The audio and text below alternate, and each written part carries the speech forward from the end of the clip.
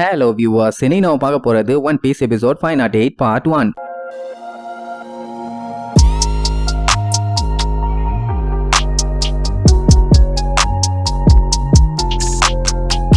Open பண்ணா really போன பாட்டுல லூஃபிக்கு ஏதோ ஒரு சஜஷன் சொன்னார்ல, அதை கேட்டு லூஃபி மட்டும் இல்லாம எல்லாருமே பயங்கரமா ஷாக் ஆயிடுவானுங்க. அது என்ன ஏதுன்னு தெளிவா சொல்லல. ஆனா போவா முதற்கொண்டு என்ன இப்படி எல்லாம் சொல்றீங்கன்னு வந்து கேட்பான். என்னன்னா அவரு சொல்ற அந்த ஐடியாவால மட்டும்தான் இவனோட ஃப்ரெண்டுக்கும் சரி இவனுக்கும் சரி எந்த ஒரு பிரச்சனையும் இல்லாம சேஃபா இருக்க முடியும், இல்லன்னா கஷ்டங்கிற மாதிரி சொல்லுவாரு. ஜின்பே இருந்துகிட்டு லூஃபியோட பாடியும் மனசும் இப்ப ஹீல் ஆக வேண்டாமா, இந்த மாதிரி எல்லாம் சொல்றீங்களே என்ன ஒண்ணு. லூஃபிக்கு என்ன பண்றதுன்னு தெரியாம பல்ல கடிச்சுக்கிட்டு, சரி நான் இந்த மாதிரி பண்ணேன்னா என் ஃப்ரெண்ட்ஸோட ஆசை கனவு லட்சியம் எல்லாமே என்ன ஆகும், போகாதாங்கிற மாதிரி கேட்பான். எப்படி அவங்க எல்லாருமே லூஃபியை மீட் பண்றதுக்காக சபடி ஆர்கிபெலகோல ஒன்னு சேர்ந்துருவாங்க. ஏன்னா லூஃபி இவ்வளவு நாளா பண்ண பஞ்சாயத்து எல்லாமே கண்டிப்பா உலகம் பூரா பரவி இருக்கும். அப்ப அவங்களுக்கு தெரியாம இருக்குமா என்ன? லூஃபி ஒன்னே நான் அப்ப அவங்களை எப்படியாச்சும் போய் மீட் பண்ணுமேப்பா அப்படின்னா ஒன்னும் பஞ்சாயத்து இல்ல, என்னோட செகண்ட் சஜஷனை கேளும்பாரு. அங்க கட் பண்ணி நம்ம நமி இருக்காலே அந்த வெதரியாவை காட்டுறாங்க. அங்க இருந்த பெருசுங்க எல்லாம் டிஸ்கஸ் பண்ணிட்டு இருப்பாங்க. என்னன்னா நம்ம நமி இங்க இருந்து எஸ்கேப் ஆயிட்டாலாமா. அதுவும் எப்படி தப்பிச்சிருப்பான்னா அவளுக்கு தேவையான ஐட்டம் எல்லாத்தையுமே ஒரு பேக்ல நல்ல பெரிய சைஸ் மூட்டையை அள்ளி கட்டிட்டு சும்மா மின்னல் வேகத்துல குறுக்க வரவங்க எல்லாத்தையுமே சுத்தி விட்டுட்டு ஓடி இருப்பான். அப்படியே அங்க இருந்து அடிச்சு புடிச்சு ஓடனவன் அந்த பலூன்ஸ் இருக்குல்ல அதை ஹைஜாக் பண்ணிட்டு ஹெவி லோடோட கீழே இறங்கி இருக்கான். ஆனா அதுக்கப்புறம் என்ன இருக்குன்னா திடீர்னு அவளோட வெயிட் கீழே இறங்கணும்னு பார்த்தா சல்லுன்னு மேல தூக்கிட்டு போய் எங்க இருந்து தப்பிச்சு வந்தாலும் அந்த இடத்துலயே போய் அடிச்சு புரண்டு விழுகிற மாதிரி ஆயிருக்கும். சோ இந்த மாதிரி தான் சம்பவம் நடந்துச்சுன்னு அந்த பெரியவர்கிட்ட சொன்னா அவரால் நம்பவே முடியல. ஏன்னா அவ அந்த மாதிரி எல்லாம் பண்ற ஆள் இல்லையே. சரி எதனால அப்படி பண்ணான்னு சொல்லி விசாரிச்சுட்டு இருப்பாரா. அதே நேரம் ஏகப்பட்ட பெருசுங்க லைனா நின்னுகிட்டு நமிய குரு குரு குரு குரு குரு குருன்னு முறைச்சு பார்த்துட்டு இருப்பாங்க. அதுவும் சும்மா இல்ல, அவளை அடைச்சு வச்சிட்டானுங்க. அவ என்னைய வெளியே விடுங்க, நான் போயே ஆகணும், ஒரு முக்கியமான விஷயம் இருக்குது அப்படி இப்படின்னு எவ்வளவோ கேட்டு பாப்பா, எவனுமே அசைற மாதிரி இல்ல. ஹரிதாச கூப்பிடுங்க, அவருக்கு தெரியும் அப்படி இப்படின்னு சொல்லுவாளா. அவங்க எல்லாம் கண்டிப்பா நாங்க உன்னைய வெளியே விடவே மாட்டோம் பாங்க. ஏன்னா நமி எப்போ என்ன பண்றான்னு சொல்லி அவங்களால பிரெடிக்ட் பண்ணவே முடியல. சோ இவ பண்ண தப்புக்காண்டி இவளை எப்படி பனிஷ் பண்ணலாம்னு வேற டிஸ்கஷன். லைட்னிங்க வச்சு அட்டாக் பண்ணலாமா இல்ல ஃபிளட் அனுப்பி காலி பண்ணலாமான்னு. சொல்ல போனா இந்த அட்டாக் எல்லாமே காமனான திருடங்களுக்கு கொடுக்கறதாமா. இவளுக்கெல்லாம் அதுக்கும் மேல இருக்கணும்னு வேற சொல்லுவானுங்க. அடே எனக்கு முக்கியமான வேலை இருக்குடா, நான் யாரையும் எதுவும் பண்ண மாட்டேன்டா, என்னைய விடுங்கடான்னு சொல்லி புலம்பி தள்ளுவா. ஆனா அவனுங்க யாரும் விடுறதா இல்ல. அந்த டைம் கரெக்டா அந்த ஹரதாஸ்ங்கிறவர் அங்க வந்துருவாரா. அவர் வரும்போதே ஏகப்பட்ட ஹேய் ஹேய் ஹேய் ஹேய் ஹேய்னு போட்டுக்கிட்டே தான் வருவாரு. வந்துட்டு எங்க என்னாச்சு மறுபடியும் பழைய மாதிரி காண்டாயிட்டியா, நான் வேணா உன்னைய நார்மல் பண்ணட்டுமா,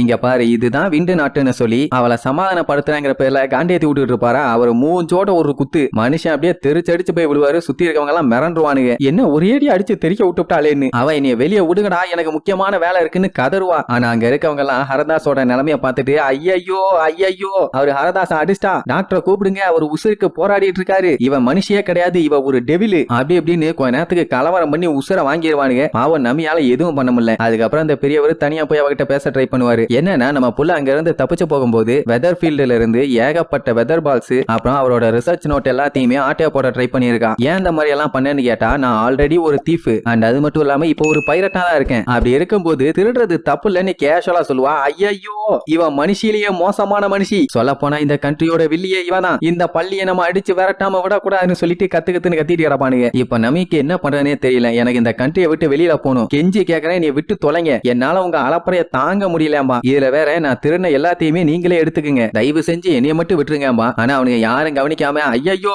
ஐயோ அவ பக்கத்துல மட்டும் போகாதீங்க, மூஞ்ச அடிச்சு கீச்சிருவான்னு சொல்லி கதறுன்னு கதறுவானுங்க. இப்ப ஹரதாஸ்க்கு அதெல்லாம் பஞ்சாயத்து இல்ல. எதுக்காக சடனா இவ இங்க இருந்து கிளம்பணும்னு இவ்வளவு அலப்பறை பண்ணா. இதுல வேற பலூனை ஹைஜாக் பண்ண ட்ரை பண்ணிருக்கான். உனக்கு அதை பத்தி ஒன்னும் தெரியாது, தப்பா ஏதாச்சும் பண்ணிருந்தீங்கன்னா நீ செத்துருக்க கூட வாய்ப்பு இருக்கு, அது தெரியுமா நீ பாரு. அவ அப்படியே சைலண்டா உட்காந்து ஃபீல் பண்ணுவான். இப்ப அவருக்கு என்ன குழப்பம்னா அவ இந்த சயின்ஸ் ஆஃப் வெதரை பத்தி கத்துக்கணும்னு ரொம்ப ஆர்வமா இருந்தா. அப்படி இருக்கும்போது எதுக்கு திடீர்னு இங்க இருந்து கிளம்பணும், என்ன ஆச்சுன்னு சொல்லி கேட்ட உடனே அந்த நியூஸ் பேப்பரை கொஞ்சம் பாருங்க, அதுல லூஃபின்னு ஒருத்தரோட பேர் போட்டிருக்கும், அவரு தான் எங்க கேப்டன், சொல்ல போனா எங்க ஃப்ரெண்டும் கூடன்னு சொல்லுவா. உடனே அவங்க எல்லாம் ரவுண்ட் கட்டி உட்காந்து படிக்க ஆரம்பிச்சிருவாங்க. இங்க இருக்கவங்க எல்லாம் கிளவுட்ல வாழ்றவங்க. சோ கீழே என்னென்ன பஞ்சாயத்து போயிட்டு இருக்கு அது இதுன்னு எதையுமே இவங்க நோட் பண்ண மாட்டாங்க. இவங்களோட ஒரே ப்ராசஸ் வெதரை பெர்ஃபெக்ட்டா கண்ட்ரோல் பண்றது மட்டும்தான். லூஃபியை பார்க்கும்போது அவங்களுக்கு பைரட் மாதிரி தெரியல, ஏதோ பள்ளி மிட்டாய் சாப்பிட்ற பையன் மாதிரி தெரியுது. நாங்க எல்லாருமே தனித்தனியா செப்பரேட் ஆனதுக்கு அப்புறம் எங்க கேப்டன் லூஃபி மட்டும் தனியா ஒரு பெரிய சண்டையை போட்டிருக்கான். சொல்ல போனா அவன் அண்ணன் ஏச காப்பாத்துறதுக்காக ஒரு பெரிய போரையே நடத்தியிருக்கான். ஆனா ஏச அவன் கண்ணு முன்னாடியே கொன்னுட்டாங்கன்னு சொல்லி கதறி அழுவா. இந்த மாதிரி டைம்ல அவன் எந்த அளவுக்கு உடஞ்சு போயிருப்பான். சோ அப்ப இவ கூட இருந்தா தானே அவனுக்கு ஆறுதலா இருக்கும். நான் அவனுக்கு சப்போர்ட் பண்ணணும்னு சொல்லி கதறி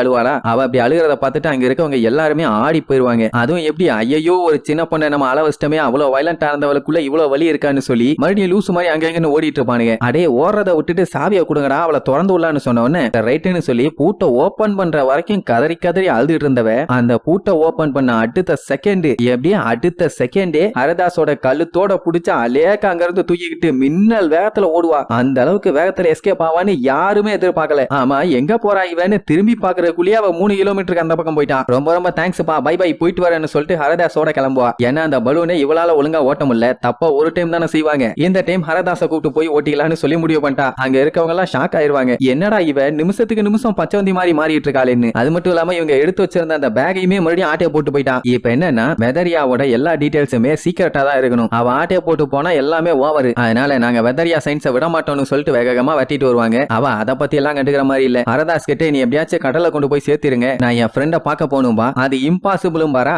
அதெல்லாம் பாசிபிள் தான், மூடிட்டு வாயான்னு அவ பாட்டுக்கு ஓடுவான். இப்ப நமிக்கு என்ன கவலைனா இவங்க எல்லாம் ஒரு பஞ்சாயத்துல இருக்கும்போது லூஃபி வந்து இவங்களுக்கு சப்போர்ட் பண்ணால, இப்ப அவன் ஒரு பிரச்சனையில இருக்கான். அப்ப இவ அவனுக்கு சப்போர்ட் பண்ணும்ல, அதனால வெறி கொண்டு ஓடுவா. அவனுங்களும் விடாம வெட்டிட்டு வருவானுங்க. அப்ப அந்த ஹரதாஸ், ஆமா நீ அழுகிற மாதிரி நடிக்கலையா, நிஜமாவே அழுதியான்னு கேப்பாரு. பார்த்தா நம்ம நமி நிஜமாவே அழுதுகிட்டே தான் ஓடுவா. ஆனா அந்த ஆளு கேட்டவனா வாய முறா கிளவான்னு நங்குன்னு அவன் மண்டையில ஒரு கொட்டு வச்சுட்டு வேகமா ஓடுறதோட இந்த எபிசோடுக்கு எண்டு கார்டு போட்டு முடிக்கிறாங்க.